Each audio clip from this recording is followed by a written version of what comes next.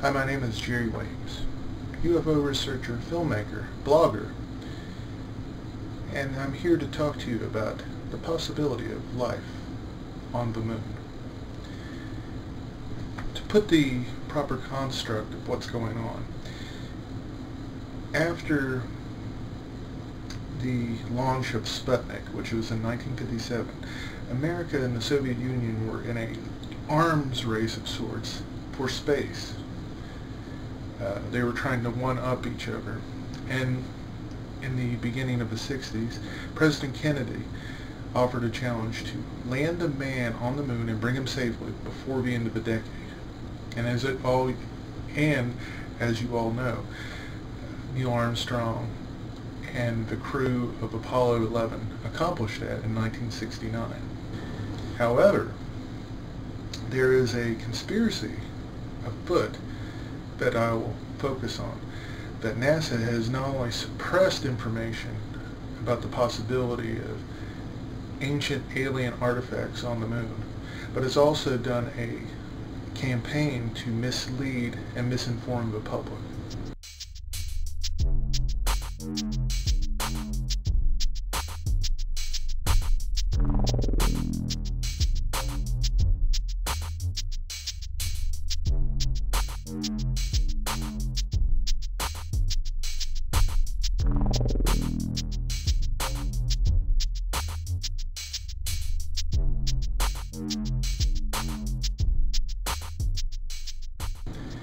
Let's get back to the Apollo 11 landing.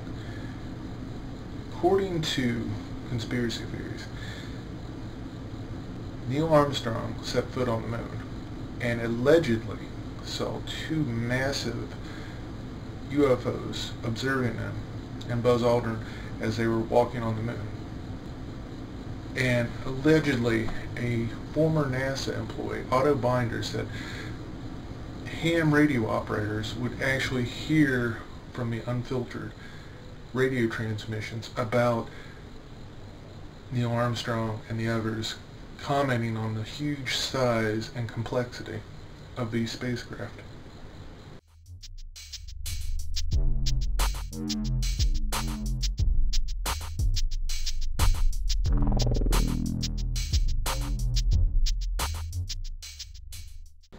In the late 70s, allegedly, the former chief of NASA's communications allegedly confirmed that the UFO encounter with Neil Armstrong was actually common knowledge, but no one actually spoke about it.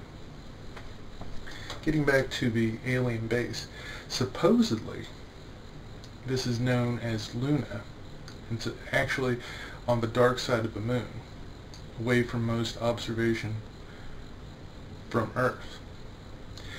Now, there have been photos and evidence of the dark side of the moon, and the official stance is that there's nothing there of any value, just it's a dead world, and there's no evidence to support alien life. However, most footage and films actually goes through a processing with NASA, and it makes sense. If you have billions of dollars of equipment, you want to make sure, A, to keep things hidden if it in fact concerns national security. Now, the idea that footage might be altered to protect the population is a possibility. In a weird sort of way, it was actually confirmed through reports of the former Soviet Union. Soviet scientists would confirm that they had been monitoring their former Cold War adversaries, the United States, and they actually heard of the Armstrong UFO encounter.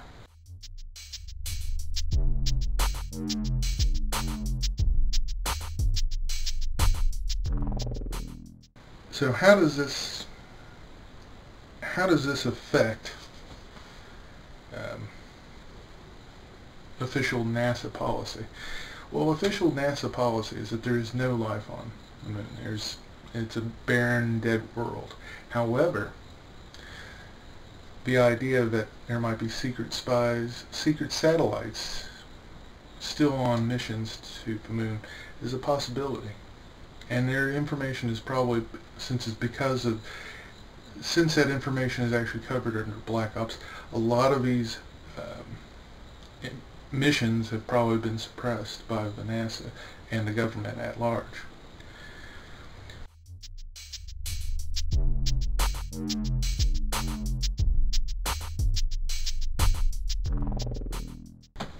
Where does the code word Santa Claus come in? Well, it's well known that all the manned spaceflight, starting with Mercury, going through Gemini, through Apollo, through Skylab, and going on to the Space Shuttle and the International Space Station, it's well known that UFOs have been known to observe, fly past, or be observed by the astronaut crew. And it was believed to be with the Mercury 8 astronaut Walter Schrar, who came up with the word Santa Claus. And that would be a code word like, there is a craft near me, but I cannot speak over an open channel, which makes sense because even though there was a bit of a time delay with most NASA communications, most of them would have special channels to talk about information that might be sensitive, and they did not want the general public to know. Getting back to the Santa Claus metaphor, Apollo 8 on its trajectory came actually from the dark side of the moon and observed the moonrise. Now, here's where it gets interesting. Astronaut James Lovell, who was the commander of the Apollo 8, said even though it was Christmas Day and it's completely relevant to that holiday, some conspiracy theories believe that there's actually a little bit of a hidden meaning. James Lovell said, "Please be informed that there is a Santa Claus." And it was, widely attributed to the holidays. However, some conspiracy theorists believe that there's more to the word Santa Claus, and that the alien spacecraft and moon base was observed on the dark side of the moon by the Apollo 8 crew. Apollo 8, Houston. Apollo 8, over. Hello, Apollo 8. Loud and clear. Roger. Please be informed there is a Santa Claus. That's affirmative. You're the best one to know. Now let's get back to the actual idea of the moon base. There have been photographs from the beginning of NASA's robotics satellite imagery, not just NASA, but through the Soviet Union. They've landed landers, orbital craft around the moon. Here's where it gets interesting. When you look at some of the photographs from that time period, you can't deny that there's actually been evidence of image manipulation, blurring out certain things. In the Disclosure Project, which happened several years ago, some former NASA and military individuals talked about actually destroying, altering, and modifying footage and photographs from NASA to suppress the idea that there's an alien base on the moon, that there's possibility of alien life on the moon. Well, think about the conspiracy theory. What would it accomplish to keep this information hidden? Well, for one thing, the idea if Luna does exist and that there's ancient cities and relics of different cities on the moon, that's a pretty uncomfortable idea for the governments of the world. Think about it. Less than 250,000 miles away, there's a alien force observing Earth. And if these spacecraft are around this huge alien base, which is nicknamed Luna by most conspiracy circles, if this base has this kind of information, and it's kind of like a home port or mother port to the smaller, lesser craft that invariably would observe and do experiments on both the livestock, plant life, and humans of Earth. That would be a conspiracy catch-22. What do? Do you admit it? Admit that the government is powerless, has no possibility to deal with this, or you suppress it? Well, with most governments, that's actually the most go-to method. You deny plausibility, you ridicule the idea of it, that there can even be alien life on the moon. Certainly if you watch this video, or other videos, or see the conspiracy theory stuff out there, there's a lot of ridicule about the idea of alien life on the moon. And there's if you have a extraneous or possibly outlandish idea, there might be an element of truth to it. Who's to say that there's not information being suppressed by NASA or the Soviets, or I'm sorry, the former Soviet Union, about the possibility of aliens on the moon?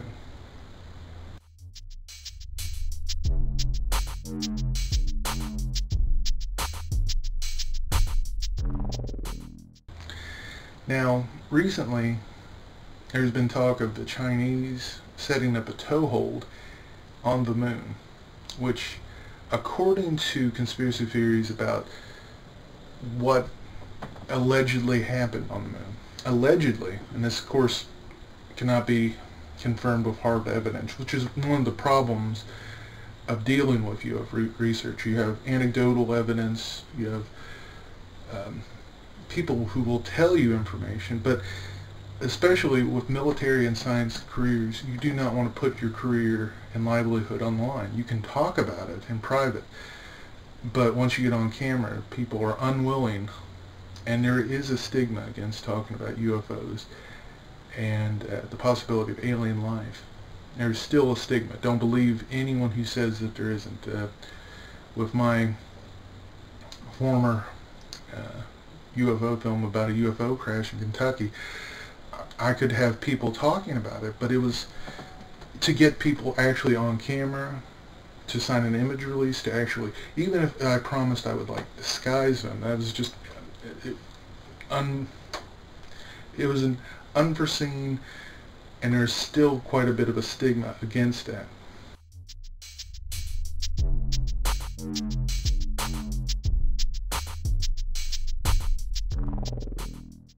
Now, getting back to the Luna base. Supposedly this base is actually a possible mining operation.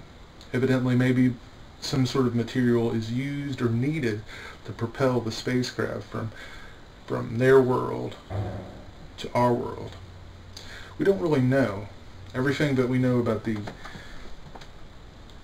alleged moon base is actually through conspiracy circles, through hidden intelligence leaks, which still at this point needs collaboration and confirmation.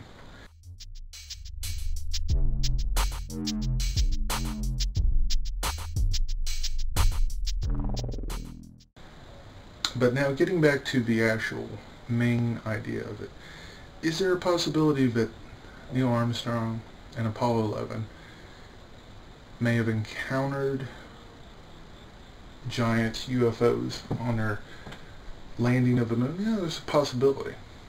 Just because the rumors will not die. And I'm not talking about the actual, like, did we go on the moon, did we not? That's something I'm not going to talk about. Although if I would bring that up, the rumor is, of course, is that Stanley Kubrick helped design and helped the U.S. government, under the help of Donald Rumsfeld, to set up a faked moon landing. And because of that, Armstrong, and there was a cone of silence around it, and Kubrick allegedly told somebody about it, and that person passed away mysteriously. And the big conspiracy theory is that Kubrick would put images and clues in his films as a kind of like a hidden message of what's going on. And it kind of makes sense, though, if you think about it, because Kubrick actually said that. He said the best movie is something that you could actually watch and not need dialogue, even though he put a dialogue in the film. And he would put hidden images. Getting back, but that's a story about another conspiracy theory for another day.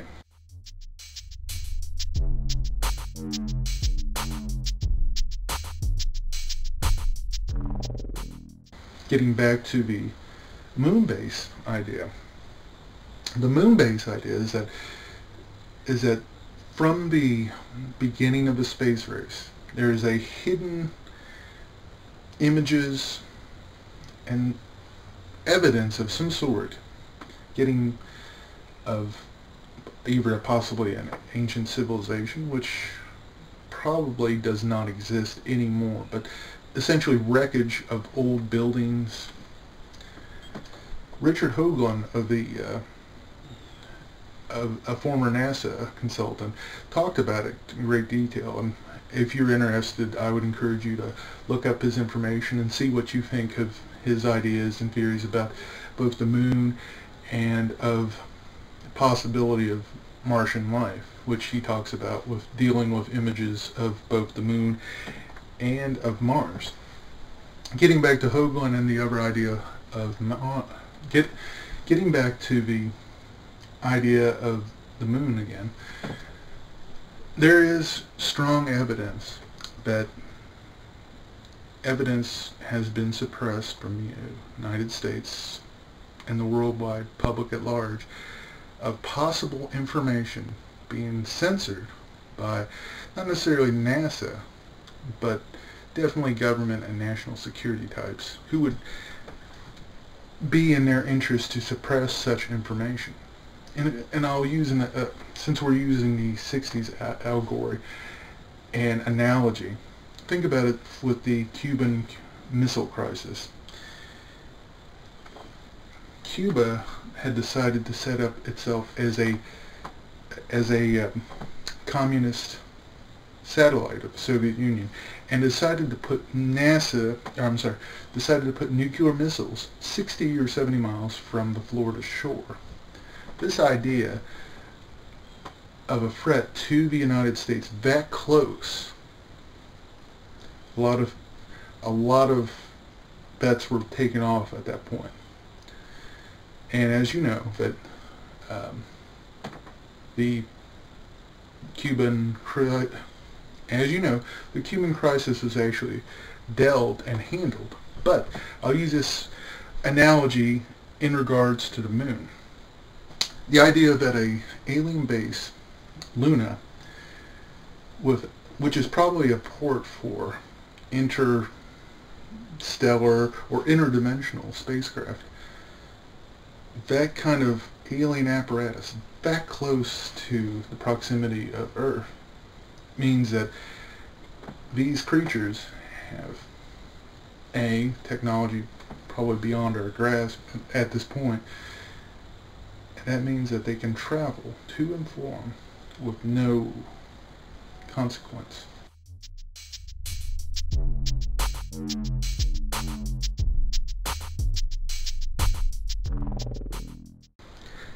I'll wrap up by talking about the possibility of more research needed in the moon and NASA cover-ups.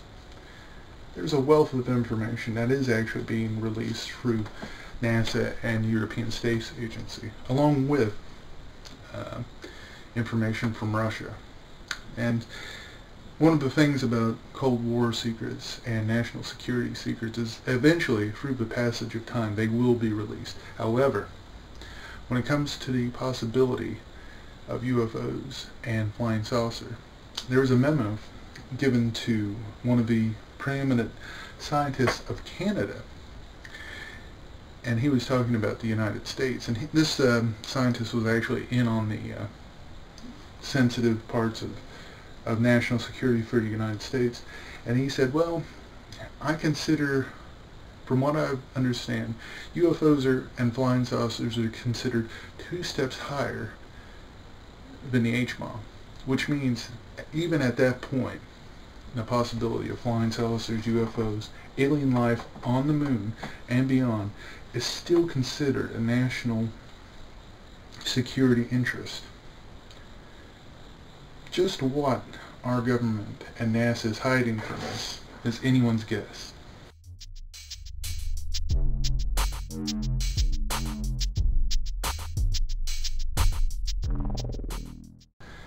I hope you enjoyed this presentation, and be aware that just because you get information from NASA and government, you can't actually completely take everything at face value.